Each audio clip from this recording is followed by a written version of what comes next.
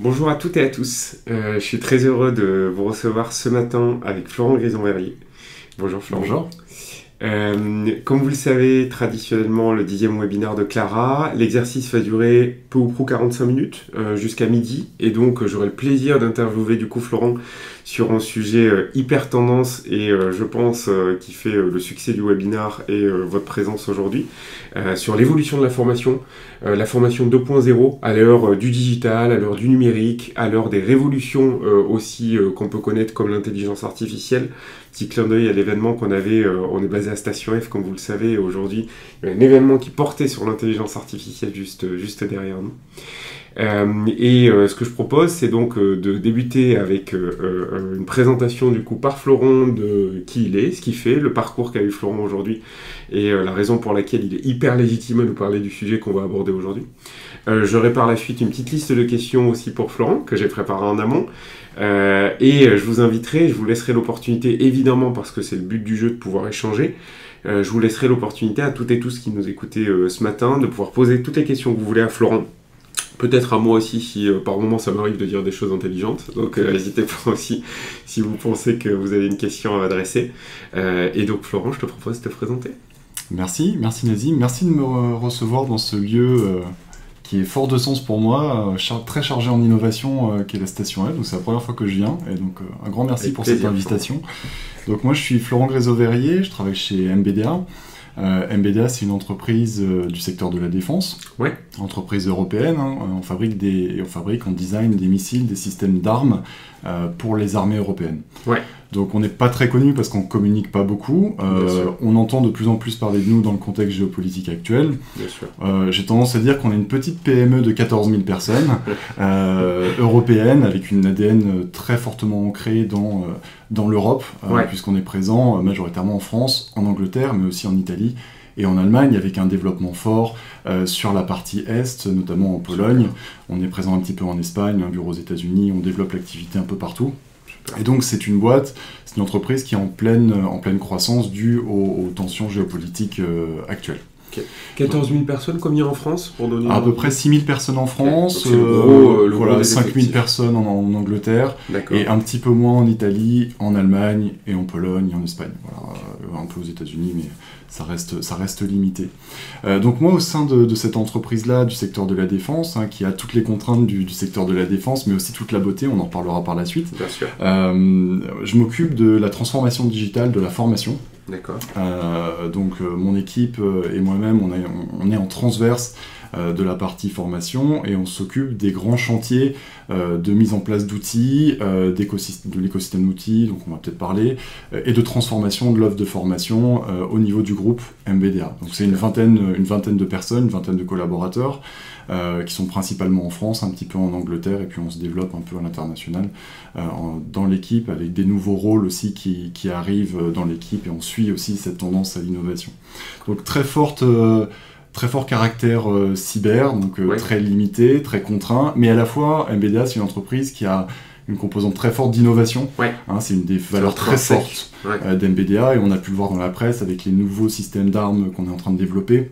La technologie aussi dans ce secteur-là est en train de se développer très très vite, avec l'espace, avec l'hypersonique, avec la partie drone, la partie intelligence artificielle, l'algorithmique, qu'on investigue, qui sont et qui deviennent des réalités aujourd'hui sur nos produits. Super. Et donc, tu le disais, toi, ton rôle, c'est de pousser du coup de l'innovation dans la formation et tous les parcours de formation que vous pouvez construire au sein de MBDA, avec du coup une vingtaine de collaborateurs et de collaboratrices qui t'aident à réaliser cette mission sur le périmètre global du groupe. Oui. Super. J'imagine que tu vas pouvoir nous partager pas mal d'infos sur les innovations que vous portez. Pour ouvrir un petit peu le sujet, ce que je te propose, Florent, c'est d'essayer de nous donner un petit peu de corps et de détails sur ce qu'on attend pour la formation 2.0 en termes d'innovation. Qu'est-ce que ça représente, qu'est-ce que ça couvre à ton sens, et j'essaierai de te donner mon avis ou ce que j'entends aussi du marché et de la place si j'ai des compléments à apporter. Mais pour toi, à quoi ça correspond cette formation 2.0 ? Alors, moi je commencerai par un constat et par un peu un tour d'horizon et un état des lieux finalement.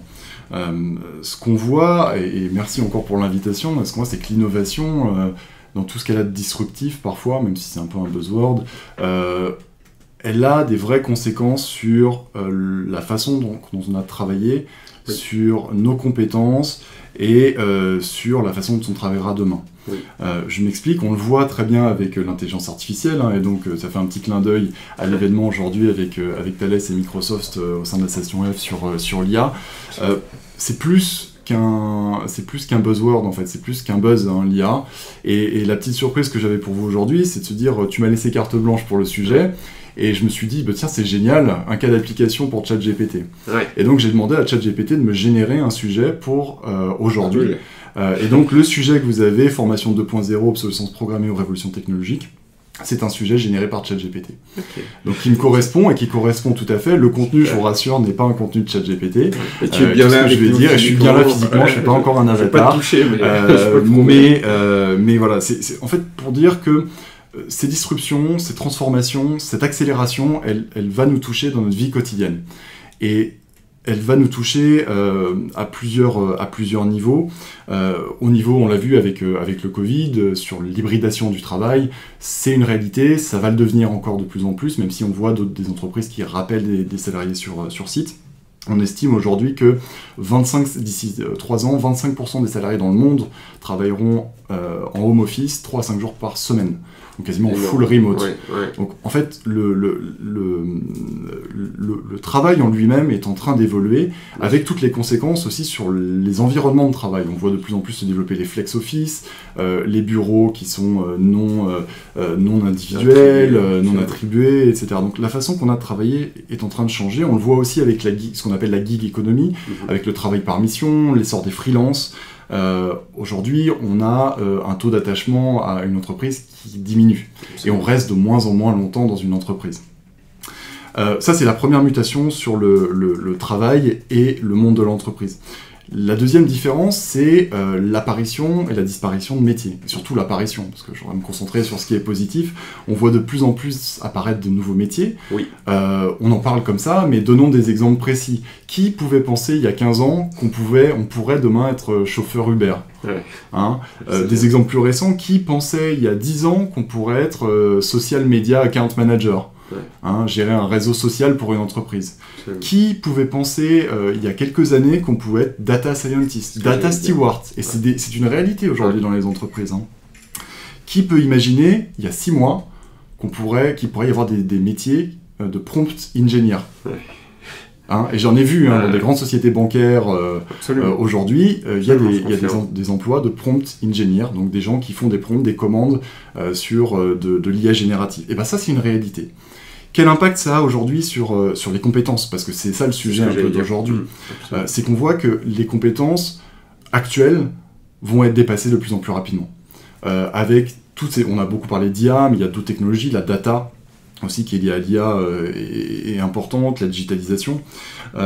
Aujourd'hui, le World Economic Forum a publié un rapport là en début d'année qui disait que 42% des compétences actuelles des travailleurs allaient devoir être renouvelées pour que les employés tiennent leur rôle actuel dans les prochaines 5 années. Donc quasiment la moitié des compétences vont être obsolètes dans les 5 prochaines années pour les travailleurs d'aujourd'hui, pour qu'ils tiennent le même poste qu'ils ont aujourd'hui sans tenir compte des évolutions de poste. Première disruption. Et on le voit aussi sur la partie obsolescence des compétences, avec des compétences, alors c'est toujours difficile d'estimer l'obsolescence des compétences, mais on a des rapports qui nous disent qu'une compétence devient obsolète à partir de 18 à 36 mois aujourd'hui. Donc bien sûr, ça ne touche pas toutes les compétences, mais on voit une accélération de l'obsolescence qui impacte les salariés. Et aujourd'hui, on va devoir former plus, et on en reparlera. Les collaborateurs, aujourd'hui, ils attachent une importance particulière à la formation. Et on le voit avec l'arrivée des générations Z, des millennials. Oui. Il y a des rapports qui montrent que les opportunités de learning, c'est la deuxième raison pour laquelle les employés choisissent de rester dans leurs entreprises actuelles. Ouais, avant le salaire. Et après le work-life balance. Donc en fait on le voit, il y a vraiment une problématique d'équilibre aussi entre travail à distance, travail sur site, mais aussi d'attractivité par le learning. Et donc les entreprises aujourd'hui, face à ce constat-là, vont être obligées de former plus pour faire face à cette obsolescence des compétences, cette transformation profonde, et aussi à inclure la formation de manière différente dans le panorama, dans le schéma, face au schéma traditionnel qui était proposé avant. Absolument. Et tu vois, ce que tu dis, Florent, quelque part, c'est l'arrivée de quelque chose qu'on annonce depuis des années. Je veux dire, le sujet de l'obsolescence des compétences, de l'accélération de ces dernières, du fait qu'il faut renouveler X pourcentage de ces compétences à tel horizon, etc. C'est des choses dont on parle depuis des années. Pour autant, on avait encore du mal, je pense, à pouvoir cranter l'impact que ça allait avoir réellement. Aujourd'hui, on y est. En fait, ce que tu dis, c'est qu'aujourd'hui, on y est. Aujourd'hui, on ne parle pas de saut générationnel, on parle de 5 ans. Tu as parlé de 5 ans. En fait. 5 ans, ce n'est pas une génération. 5 ans, c'est des personnes qui, aujourd'hui, rentrent sur le marché du travail, qui, avant 30 ans, devront avoir la moitié de leurs compétences qui soient différentes de ce qu'ils ont aujourd'hui. Donc, clairement, on ne parle pas d'une transformation, encore une fois, générationnelle, sociale, qui va faire que les gens qui arriveront sur le marché du travail demain, machin, c'est des gens qui sont aujourd'hui sur le marché du travail, à qui, du coup, la formation va devoir proposer des offres suffisantes pour leur permettre de répondre aux objectifs que leur fixeront les entreprises demain en termes de compétences. Et donc, cette accélération, comme tu le dis, de la transformation, de l'obsolescence, etc., évidemment, tout le contexte technologique que tu évoquais, donc les nouveaux métiers qui sont apparus, l'IA régénérative, etc., générative, pardon, vont avoir tendance à toujours accélérer, en fait, ces durées de vie. Pour parler d'un sujet que je connais bien, sur la cyber, par exemple, avec les nouveaux métiers de la cyber qui sont apparus relativement rapidement, ce qu'on voit aujourd'hui, c'est qu'il y a une pénurie de talents. Donc non seulement il va falloir upskiller, enfin faire monter en compétence les collaborateurs pour qu'ils maintiennent le job actuel, mais aussi il va falloir les former sur des sujets qui touchent à la performance même de l'entreprise. Absolument. Et il y a une phrase que j'adore, c'est aujourd'hui, le learning, c'est la différence entre, bon, désolé c'est en anglais, mais entre staying relevant or being redundant. C'est Amanda Nolan qui dit ça. Et donc, les entreprises doivent, si elles veulent survivre, si elles veulent conserver un avantage compétitif, investir sur la formation et investir sur une formation massive. Pas seulement une formation traditionnelle 1.0, parce qu'on a souvent tendance à penser la formation à la française. Je pense qu'on a un public français autour de la table, mais c'est de se dire c'est quoi la formation 1.0. Et d'ailleurs, bon nombre d'entreprises sont en train de faire ça, se dire ok, tout est en train de changer, on vit dans un monde extrêmement VUCA, on va former plus. Et donc comment on va former plus ? On va mettre plus d'heures au plan de formation, on va mettre plus de budget, on va former plus en top-down, et puis au final ce que les collaborateurs me disent c'est qu'ils explosent. Parce que prendre un collaborateur et le passer 3-4 semaines en formation par an, c'est impossible. C'est pas jouable. Et donc on arrive aux limites là, de la formation 1.0 traditionnelle et qui pour moi montre aussi qu'on doit repenser la formation et qu'on doit bien la dissocier. En français on n'a qu'un seul mot pour formation, on a formation. En anglais, on a 2 mots. Donc, on a le mot training, c'est vraiment cette activité top-down, on éduque finalement, on met dans une salle un peu hors sol, et puis on fait du mandatory, de l'obligatoire, etc. Et puis il y a le learning. Et le learning, c'est la capacité qu'ont les individus, les équipes, et même les organisations, d'apprendre en continu d'elles-mêmes et par elles-mêmes. Et d'être responsables dans leur apprentissage tout au long de leur existence pour maintenir un avantage compétitif et être un vrai facteur de performance pour aujourd'hui, mais aussi pour demain. Un exemple sur ce que tu évoques, Florent, et qui est très juste, avec Clara, on travaille énormément pour des acteurs bancaires, par exemple, comme le groupe BPCE, comme le groupe Crédit Agricole. Une des remarques qui m'a été faite par des collaborateurs apprenants de ces parcours-là, c'est Nazim, on n'en peut plus des mails de la formation. Ils cristallisent même, c'est ce que tu évoquais sur la formation traditionnelle, qui est une réaction, en fait c'est la réaction de facilité, de se dire j'ai besoin de former, du coup je mets plus de formateurs et je mets plus d'heures de formation. En fait, ça fonctionne pas, parce que le verre, il est déjà là, et en fait, rajouter, ça n'a pas l'impact que tu penses que ça aura. L'impact marginal que ça va avoir, il est moins important, plus tu vas en ajouter, moins il est important. Un peu matheux, ce truc. Et ça, je rajouterais peu importe des modalités, parce que moi je parle du digital, mais on parle du présentiel, mais du mandatory en digital, c'est pareil, on est sur une logique de plan, top-down, c'est obligatoire pour tout le monde, et ce qu'on voit effectivement, ce que tu dis, ça ne fonctionne pas. Il y a un ras-le-bol collectif, tu vois, qui est évoqué, qui est de dire, ce dont il faut se rappeler, évidemment, alors c'est très dur quand comme pour toi, comme pour moi, la formation aujourd'hui, c'est notre vie, c'est notre passion, je pense. C'est quelque chose. Quand tu en parles, ça se voit, qu'on aime évoquer, etc., etc. Pour autant, c'est pas le job des gens qu'on va former. Il faut s'en rappeler. C'est-à-dire que le job des personnels chez MBDA, ce n'est pas de se former. Ils sont attendus sur leur performance. Bien, mais non. Voilà. Ouais, malheureusement, peut-être, mais ils sont attendus sur leur performance, ils sont attendus sur leur productivité. Évidemment que la formation doit leur servir à atteindre le niveau de performance et de productivité attendu, mais ce n'est pas la formation, la finalité.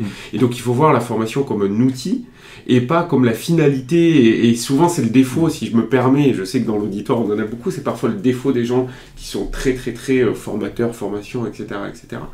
Ça revêt pas la même importance chez nous que ça peut avoir chez eux. Et en fait, ils ont raison, c'est légitime. C'est-à-dire qu'encore une fois, c'est pas leur métier de le faire, c'est pas leur rôle de le faire. Tu parlais du coup de cette formation traditionnelle qu'il faut complètement revoir, complètement déconstruire, et que la formation 2.0, ça ne sera pas juste une multiplication par 2 ou par 3 de la formation traditionnelle. C'est quoi les défis que tu vois en fait aussi? Alors, je rajouterais juste à ce que tu viens de dire, ce qui est très juste, que finalement, bon, c'est très français de penser la formation de cette façon-là. On a moins ces défis-là dans d'autres pays où la formation est beaucoup plus ouverte. Et finalement, ce qu'on voit, c'est pas d'en faire plus, mais c'est de faire mieux et c'est de faire différemment. Et aujourd'hui, le défi qu'ont les organisations pour intégrer ces changements, c'est de se dire, ok, on a pensé, et c'est notre faute aussi, acteurs de la formation, on a pensé que la formation pouvait se manager. Ouais. Et on le voit dans le nom des outils, tu parlais d'outils, on parle de Learning Management System, Training Management System. Ok, les services formation doivent manager la formation. Mais c'est un biais déjà de penser ça et de mettre en place des outils comme ça, parce que c'est le collaborateur qui doit être au centre de qui c'est mieux que le collaborateur, ou que le business, sur quoi ils doivent monter en compétences. C'est eux, en fait. Hein. Ça va tellement vite que nous, service formation, on est dépassés et on sera de plus en plus dépassés. Donc, l'objectif de la formation 2.0, c'est de remettre le collaborateur, enfin de mettre le collaborateur au centre d'un écosystème, d'un ensemble d'opportunités de formation, qu'elles soient présentielles, digitales, virtuelles, immersives, j'en passe et des meilleurs, mais que on pense le collaborateur comme le centre, la finalité, et qu'on arrête de penser en termes de management top-down de la formation. Vraiment, l'idée, c'est ce que j'essaie de faire aujourd'hui, et ce qu'on essaie de faire aujourd'hui chez MBDA, c'est de se dire comment est-ce qu'on construit cet écosystème d'outils riche d'opportunités, avec bien sûr du mandatory, parce que c'est pas la fin du mandatory, il en faut, c'est pas la fin du présentiel non plus, parce que c'est la corporate glue, en fait, hein, c'est ce qui fait le lien, mais comment est-ce qu'on donne cet écosystème d'opportunités? Et moi, j'aime bien parler d'opportunités learning pour offrir aux collaborateurs au cours de son travail au quotidien, des outils, des portes d'entrée vers du learning. La meilleure expérience en fait qu'il peut avoir vers le learning. Voilà, c'est ça. Okay. Donc la meilleure expérience, et on y viendra après, finalement la meilleure expérience du learning, c'est une expérience pour moi qui est invisible, qui est sans couture, invisible. Déjà sans couture à travers l'ensemble des modalités, parce qu'aujourd'hui la formation elle est plus simplement digitale ou présentielle, elle est multimodale. Et donc le défi qu'on a, c'est comment concilier dans un parcours utilisateur, dans une expérience apprenant intéressante, toutes ces modalités, tous ces outils qui vont s'enchevêtrer. Chez nous, on met en place un outil de classe virtuelle, on est en train de finaliser le lancement d'un TMS, on repense le LMS, on ajoute des modalités, bientôt demain mobile, etc. Mais comment tout ça s'organise dans un voyage d'apprentissage, et là je cite Jean Roch, parce que c'est son expression, un voyage d'apprentissage sans couture, qui est intéressant pour l'utilisateur, et comment est-ce qu'on embarque la formation dans le flow of work, dans sa vie quotidienne, qu'il utilise SAP, Excel, etc. Comment on inclut la formation directement dans les outils pour que la formation soit transparente. Absolument. Voilà, le défi de la formation 2.0. Donc pour toi, c'est cette transparence, cette expérience que doit vivre en fait, et c'est marrant quand tu parlais de LMS, de TMS, etc., avec ce mot management qui ressortait, tu vois aussi l'évolution presque marketing de ces outils qui arrivent vers les LXP, exactement, pour faire exactement ce que tu évoquais, et continuer avec un parallèle aussi international. Malheureusement aussi, souvent les Américains sont innovants sur le sujet un petit peu avant nous, ou un petit peu de manière différente. Eux parlent souvent de on-the-job training aussi, c'est-à-dire que quand tu parles du fait de rapprocher l'apprentissage et l'expérience d'apprentissage du terrain, que c'est le business qui le sait, que c'est les collaborateurs qui le savent, la majorité, en tout cas moi aujourd'hui, des innovations que je vois chez eux, elles sont sur ce on-the-job training en fait. Elles se passent plus, comme tu le dis, sur des classes, qu'elles soient virtuelles ou physiques, parce qu'in fine le sujet est exactement le même comme tu le décrivais, c'est en professeur et des élèves, mais plutôt un collaborateur qui est censé apprendre et un écosystème de moyens pour lui. Donc ça peut être un autre collaborateur qui lui apprend, on parle de tutorat, sujet qui nous tient à cœur chez Clara, mais aussi d'autres formes d'outils qui peuvent lui permettre d'apprendre, mais on the job, toujours dans son parcours. C'est la fameuse partie 70 du modèle 70-20-10. Hein, et il y a une tentation aujourd'hui qu'on voit et que je vois beaucoup dans les entreprises, c'est de se dire on va investir le 70, le on-the-job training, mais on va le manager. Absolument. Et ça, on le fait, les entreprises commencent à le penser à travers les systèmes de skills, où ils vont essayer de contrôler les skills, manager en fait les skills du métier, ce qui est en fait la même erreur qu'on a fait avec le learning. Les défis de la formation 2.0, à travers la multiplication d'outils, c'est ceux qu'on a vus pendant le Covid.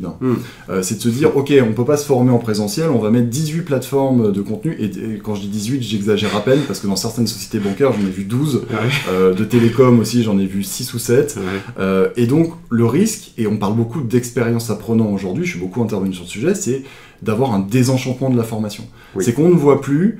Les collaborateurs ne savent plus sur quelle plateforme aller, pourquoi faire, à quoi ça sert en fait d'avoir tout cet ensemble d'outils, de plateformes, etc. C'est le Covid qui a fait ça, qui nous a fait prendre conscience de ça. On ne peut pas juste mettre à disposition un écosystème d'outils ou de plateformes. Il faut aussi qu'il soit pertinent pour le collaborateur avec une expérience unique, un point d'entrée unique, une expérience sans couture, qui puisse faire entrer la formation quasiment de manière invisible dans le on-the-job, justement. Absolument. Donc c'est ça pour moi le plus grand défi de la formation, et c'est pas de multiplier parce que les moyens sont pas illimités au bout d'un moment. Donc c'est penser de manière rationnelle cet écosystème-là, en pensant aussi à la limitation des ressources, des budgets, des moyens. Absolument, dans les contraintes dans lesquelles on est tous de toute manière. Très concrètement, Florent, les initiatives en termes de formation 2.0 que tu as pu mettre en œuvre toi chez MBDA, ou que tu as observé et dont tu es attentif, alerte, et qui seront celles que tu mettras en œuvre demain, pour les gens qui nous écoutent, tu vois, qu'est-ce qu'il faut retenir pour eux, vers quoi ils doivent aller? Alors, dans une société comme MBDA, dans le monde de la défense, on est un peu en retard sur la digitalisation, sur la transformation digitale. On a beaucoup misé dessus depuis 2018. Pour les contraintes que tu évoquais au départ, de cyber, voilà. On est en train déjà de construire cet écosystème d'outils avec des briques différentes. Donc je mentionnais le Training Management System, on a un LMS, demain on aura du mobile. Super. Et aussi on réfléchit à cette dimension offre. C'est-à-dire que chez nous, on a eu tendance, à contrario d'autres entreprises, à faire beaucoup nous-mêmes. Oui. Et on est souvent dans les entreprises d'ingénieurs, se dire on ne fait que du spécifique. On a fait beaucoup de spécifique, effectivement. Aujourd'hui, on se dit on ne peut pas faire que du spécifique. Et il faut aussi rationaliser le panorama de l'offre. Et c'est ce qu'on est en train de faire cette année en adoptant un modèle de l'offre matriciel qui est de se dire on fait du non spécifique, on fait du spécifique, on fait du local, mais on fait aussi du global. Et donc, voilà, comment tout ça s'articule de manière stratégique avec d'une partie de contenu sur étagère, par exemple, une partie d'offres qu'on va continuer à faire, mais qu'on va raxer sur ce qui fait notre valeur ajoutée, sur le spécifique, groupe, gros projet à grosse valeur ajoutée, et puis mise en place d'outils qui donnent la main aux utilisateurs sur de la création de contenu, par exemple. Ça, c'est un projet qui me tient à cœur cette année, de décentraliser la production de contenu et de dire, c'est plus que nous, direction formation, qui allons créer du contenu, on va vous apprendre à créer du contenu, on va vous donner un parcours de formation qui vous montre comment utiliser un outil auteur, et puis on va quand même être en support et créer cette communauté d'auteurs pour que petit à petit enclencher cette décentralisation learning. Ça, c'est la première initiative. Et sur cette première initiative, parce que et c'est pas nous, donc vraiment, en plus, je veux dire en toute transparence, tu as des outils pour t'aider à faire ça? Oui, on est en train de mettre en place un outil auteur, donc là on est en train de tester déjà un premier outil auteur. On a beaucoup de limitations par rapport à la sécurité, et donc on est obligé de faire avec, mais on espère lancer au dernier trimestre là, de cette année un outil auteur, le même outil auteur qu'a lancé Decathlon, pour ceux qui connaissent, il y a quelques jours, je ne veux pas citer, mais ça c'est la première la première initiative. La deuxième initiative qui me tient beaucoup à cœur, sur laquelle j'ai travaillé quand je suis rentré chez MBDA, c'est de créer des espaces, de sanctuariser en fait le learning chez MBDA. Okay. On a commencé par créer des espaces, des pièces en fait, dédiées au learning. Avec un studio d'enregistrement en fond vert et un espace aussi où les gens peuvent venir librement, donc tous les porteurs d'un projet peuvent venir nous solliciter et proposer un partage d'expérience, de savoir. Ils peuvent aussi, on a un espace d'innovation, d'expérimentation avec des ordinateurs un peu séparés pour faire des tests, parce que je pense que dans notre métier, c'est essentiel de se tenir au courant de toutes les nouvelles modalités, de faire des erreurs, de se tromper. Absolument. Et donc on a un petit espace d'expérimentation. Donc ça, ça a donné naissance à la Learning Factory, qui est aujourd'hui au Plessis-Robinson, qu'on est en train de répliquer en Angleterre et qui a vocation à être répliqué sur l'ensemble des sites. Et pourquoi ? Parce que c'est une vraie mise en... On parle beaucoup d'organisation apprenante, hein, et donc Thierry était là au dernier webinaire.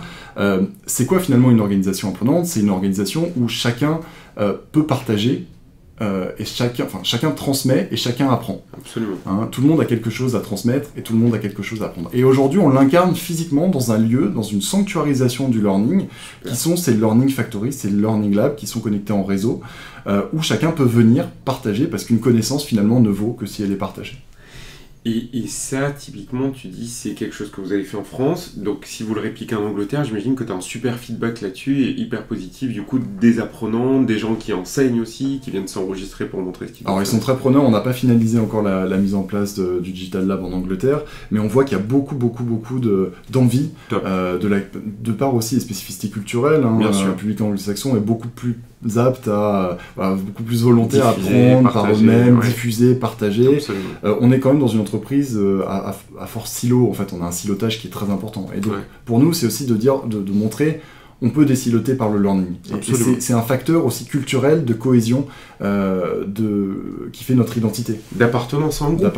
Absolument, c'est ce que tu décris. C'est-à-dire que, effectivement, et je pense qu'on a un certain nombre de personnes aujourd'hui dans l'auditoire qui ont ces sujets-là d'appartenance, aussi de cohésion, donc de faire en sorte que le learning fasse partie des choses qui sont là pour tout le monde, en fait. Qu'il y a sans doute plein de spécificités liées aux régions, spécificités liées à l'activité de chacune d'entre elles, spécificités liées au BU, etc., etc., mais que le learning, il est au-dessus de tout ça, entre parenthèses, et que donc il peut être accessible pour tous. Florent, j'ai une dernière question pour toi avant d'ouvrir pour les questions du public. Je vois que ça a déjà commencé. N'hésitez pas, dans 3 minutes, du coup, je prendrai vos premières questions pour Florent dans l'ordre où elles sont posées. La dernière question que j'ai pour toi, Florent, c'est de nous ouvrir un petit peu les chakras sur la suite. On a beaucoup parlé aujourd'hui de formation 2.0, donc on a compris la formation traditionnelle, ce qu'on pouvait faire en présentiel, en distanciel, peu importe, mais globalement du top-down, du descendant, et toujours à peu près le même format et les mêmes sujets, à plutôt une formation qui replace au cœur de tout ça le collaborateur apprenant et qui ouvre à beaucoup plus de transversalité, d'échange, de transparence aussi, dans la manière et la façon d'apprendre. La formation 3.0, tu l'imagines comment ? Qu'est-ce que dit ChatGPT sur la formation 3.0 ? Alors, qu'est-ce que dit ChatGPT ? J'ai pas de boule de cristal et ChatGPT est un super outil de benchmark et d'apport stratégique. Malheureusement, il n'a pas les réponses. Donc moi, ce que je peux voir en termes d'évolution là, sur le marché, c'est l'arrivée de l'IA massive qui fait que on arrive, grâce aux outils aujourd'hui, à aller vers une individualisation extrêmement fine des parcours de formation. C'est-à-dire de répondre à des besoins, des parcours de carrière, mais même à des besoins de formation ponctuelle des collaborateurs en fonction de qui ils sont, de leur histoire, de leur historique, de où ils travaillent, etc. Et de proposer, de pousser, de mettre en avant des parcours de formation qui sont extrêmement individualisés. Donc on a des plateformes qui sont dites adaptative learning aujourd'hui, j'en ai vu beaucoup au salon Learning Tech en Angleterre, et je pense qu'on va vers cette individualisation du learning qui sera encore plus poussée que ce qu'on a aujourd'hui, avec peut-être un risque de perdre cette dimension de corporate glue, de lien social aussi dans le learning, qu'il va falloir équilibrer. Donc il va falloir trouver le lien, l'équilibre entre individualisation, mais aussi social learning. Comment est-ce que, à travers peut-être le on the job, on peut réintroduire du learning dans l'expérience collaborateur. Donc ça, c'est le premier élément, et puis les outils vont tellement vite aujourd'hui avec les IA génératives, ne serait-ce que sur la conception de parcours. Nous, on teste beaucoup ça chez nous en ce moment en interne. C'est de se dire, quelle est notre chaîne de valeur? Et c'est ça la vraie question que je voudrais poser aujourd'hui, et s'il y a des directions formation qui nous écoutent, c'est un miroir qui est génial, l'IA. Parce que ça nous pousse à nous regarder nous-mêmes et de se dire où est-ce que j'ai de la valeur. Et on n'a pas de valeur finalement à produire des dispositifs à la chaîne, en continu, etc.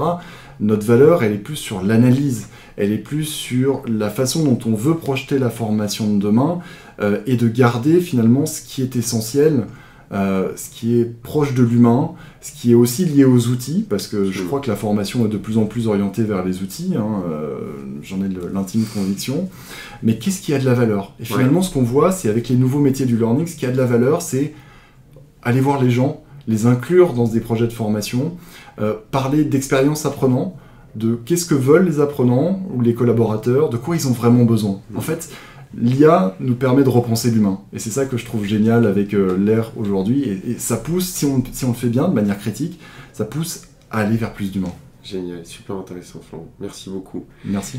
Pour tout ce que tu nous as partagé. Ce que je retiens aussi sur ton dernier point, c'est que en fait, les choses ne s'opposent pas globalement.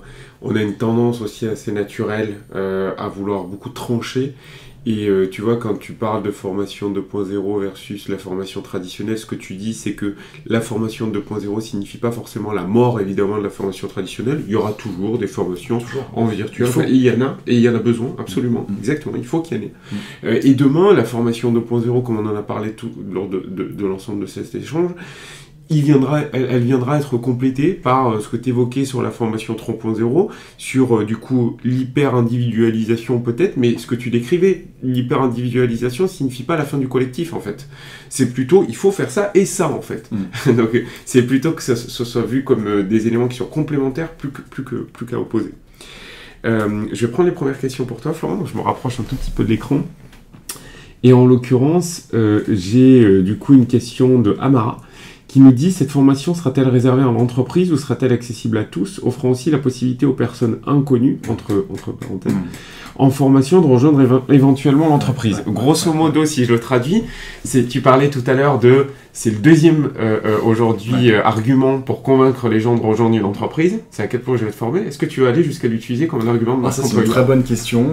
Ce qu'on voit généralement dans ce qui se fait avec les outils aussi en termes RH, c'est le pré-boarding. Maintenant, il y a beaucoup d'entreprises qui font du pré-boarding, c'est-à-dire avant que les gens rentrent dans une entreprise, ils commencent à pousser de la formation, ils commencent à pousser une individualisation, une création de profil sur leur SIRH, etc. Ce que je vois aussi, de plus en plus, c'est une ouverture des outils learning sur un écosystème. Et ça, on l'a vu, je l'ai vu chez Safran notamment, où Safran ouvre des bulles learning avec des startups, donc vous en faites sûrement partie avec Clara, mais dans l'idée de se dire finalement l'entreprise 3.0, elle est plus silotée, elle est plus cantonnée aux collaborateurs et c'est une entité organique qui vit avec un réseau de prestataires qui lui apportent et à qui elle apporte. Et je pense, oui, que c'est effectivement le futur de la formation, d'être beaucoup plus ouverte aussi à l'extérieur, avec tous ces réseaux, pour pouvoir onboarder plus, se faire connaître, développer cette marque employeur, et avoir un impact plus important. Oui, parce que quand on fait le lien, effectivement, avec ce que tu disais au début, aujourd'hui, il faut nous dire la formation, pour le choix des gens qui viennent dans une entreprise, qui rejoignent une entreprise, est plus importante que le salaire. Ça signifie que ça doit devenir un argument pour vous d'attrition, en fait, de pouvoir se dire que les gens vont venir parce que vous formez bien, parce que vous communiquez là-dessus. Et a priori, il y a très peu d'entreprises qui l'ont pas compris, parce que si tu fais rapidement un tour sur les sites carrières, tu vois partout qu'il y a forcément une ligne sur on forme tant de collaborateurs. Par contre, je t'arrête, parce que comment est-ce qu'on communique sur ça? C'est qu'on dit on fait 35 heures par an. T'as raison. Et donc, là, on tombe dans la formation, les excès de la formation 1.0, on en fait beaucoup, donc c'est bien. Bah non, en fait, pas forcément. T'as raison. C'est quels outils, quelle expérience on te propose. Absolument. Et c'est ça en fait l'argument marketing, à travers une marque, à travers des outils, à travers un réseau de prestataires externes, sur lesquels les entreprises doivent investir aujourd'hui, à mon avis, pour faire sens. Absolument, Florent. Merci beaucoup.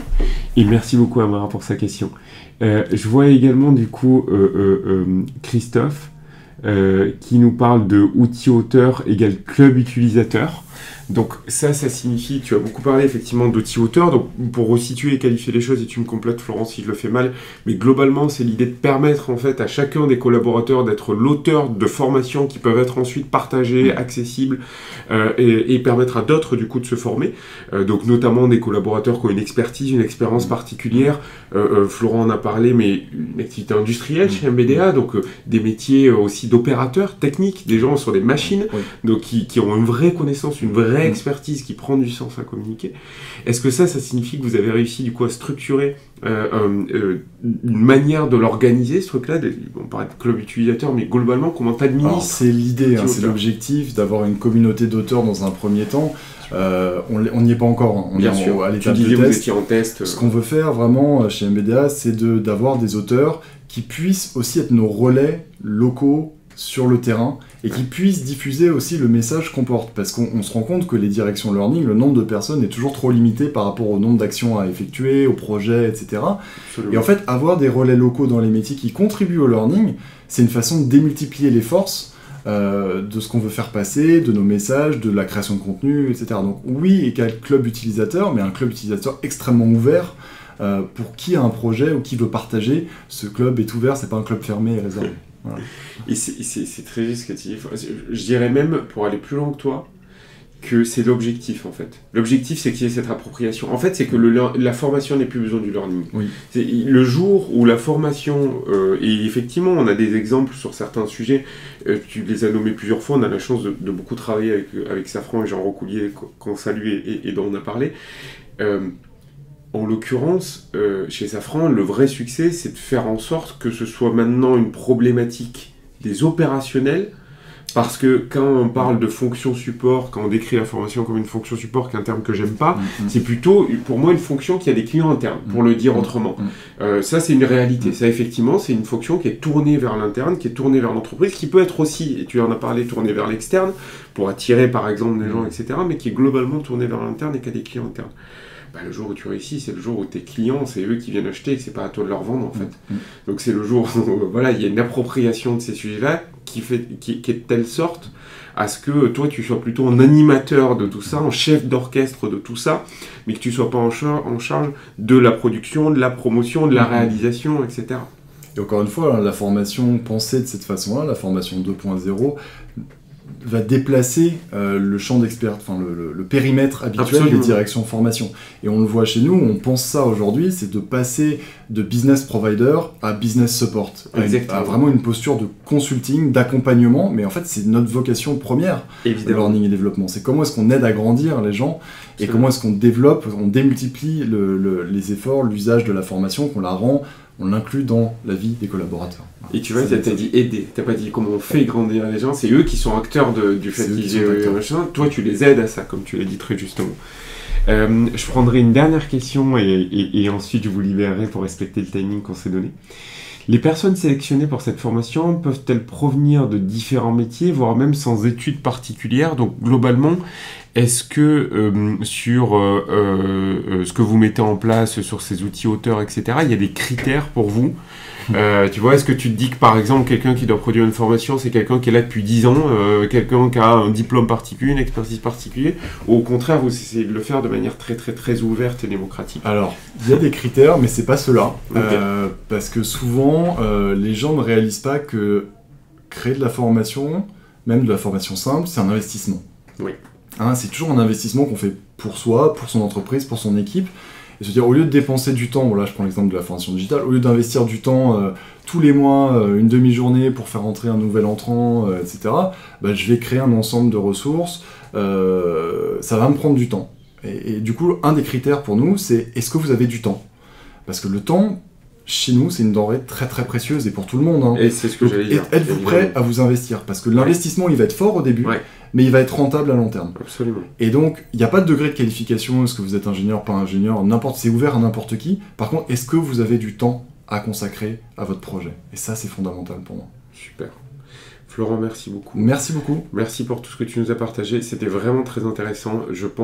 J'espère que les gens repartent avec beaucoup d'infos et un peu plus de détails sur les perspectives que nous offre la formation 2.0. Aussi sur une idée de ce que pourrait être, parce que comme tu dis, tu n'as pas de cristal, de ce que pourrait être la formation 3.0. Pour notre part, on se retrouve du coup en septembre pour notre prochaine session de webinaire avec Clara. Et encore une fois, merci à Florent pour sa présence aujourd'hui à Station F. C'était génial, Florent. Merci beaucoup. Passez une bonne journée. Bonne journée.